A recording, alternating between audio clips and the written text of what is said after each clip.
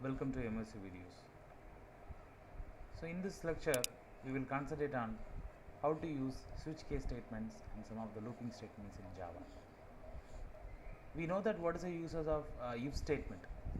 If we are going to provide a condition, if that condition is satisfied, then one set of block will be executed. If the condition fails, then another set of block will be executed. So we discussed with the help of odd even program. If this condition is satisfied, then this block is executed, or else this block will be executed. Now let us focus on switch case statement. Switch case statements takes an argument. It may be an integer or it may be a character. We have to pass that integer value to this switch case, which is a keyword. Depending upon this n value, one of the block will be executed. Any one block will be executed. So I am giving a choice to the user. They have to enter from 1 to 4. The user is entering the n value, then I am passing this n value to the switch. If the user enters the case 1, then just a statement is printed, you entered 1, and similarly for 2, 3, 4. If the user is not entering the value from 1 to 4, then default case will be executed. For example, if I am entering the data as 5, then default case will be executed. Every case must contain a break statement. If you are not using a break statement, then automatically all the cases will be executed. If I am using a break statement, then automatically the switch will be ended. So let us run this program. So just I am running this program.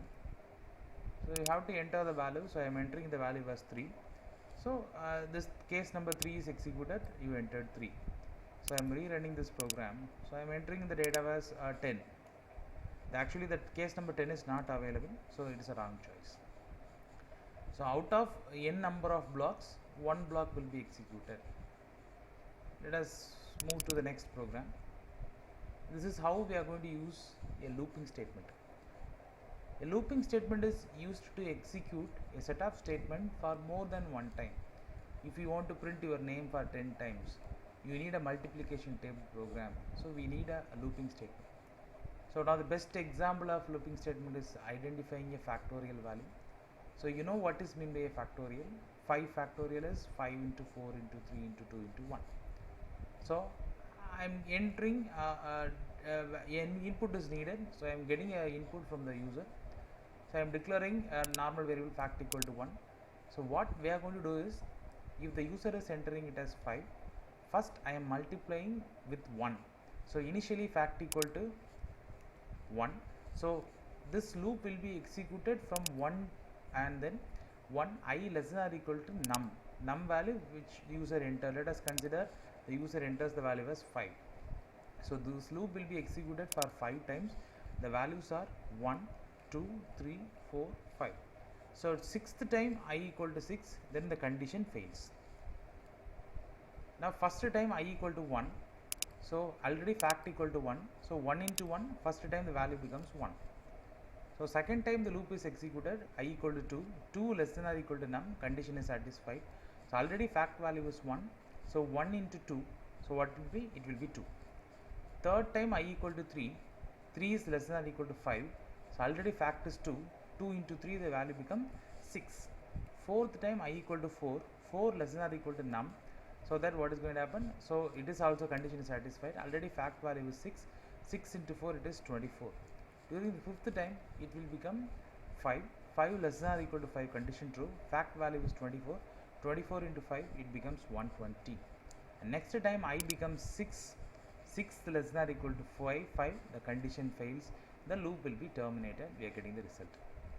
So this loop will be executed for I equal to 1 to I equal to num times. So let us run this program. So I am entering a value as 5, I am getting the result as 120. For assigning this factorial, we have to start from I equal to fact equal to 1. If I am assigning fact equal to 0, what is going to happen? Everything is multiplied with 0, then automatically we will get a result as 0 only. So if I am using the term it as 5, then you will get the value as 0. So assigning this value is very important. And similarly the same program which can be executed by while loop also. So while I less than or equal to num, and while loop is actually an individual part of for loop. So a loop must contain 3 parts. First one is the initialization part. So from where we are going to start. and then a ending part from where we have to stop, and then how we are going to travel. So I plus plus in the sense that we have to travel by one by one. Similarly, in a while loop also, while loop we have to initial value I equal to 1, we have to start from this, and then a condition I must range from I less than or equal to num, and we have to start I value as I plus plus. So if I am running this program, here also I am going to get the same result. Instead of one loop, you can use a different set of loops. Here also I am getting the same result. Thanks for watching. Keep on visiting my channel. Thank you.